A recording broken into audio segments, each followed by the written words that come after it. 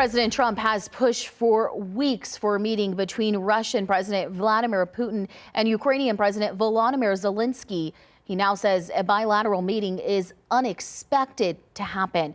Willie James Inman has more.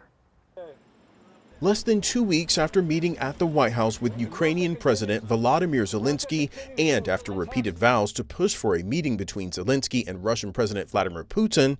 And they should meet, I think, before I have a meeting and probably close the deal.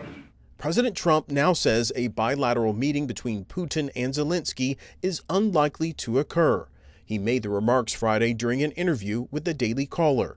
The president also said during the interview that a trilateral meeting will happen without specifying when.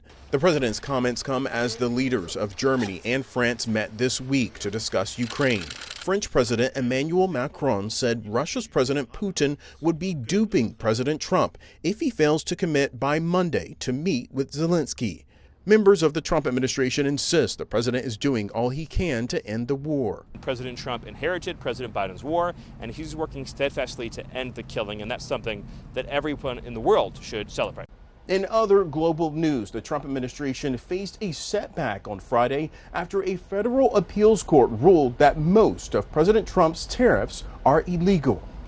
According to the ruling, the law the president invoked when he handed down reciprocal tariffs does not explicitly give him the power to do so. The court's decision does not go into effect until mid-October, allowing time for an appeal. In a statement, Attorney General Pam Bondi called the decision wrong and said the DOJ would appeal the case to the Supreme Court. Willie James Inman, CBS News, the White House.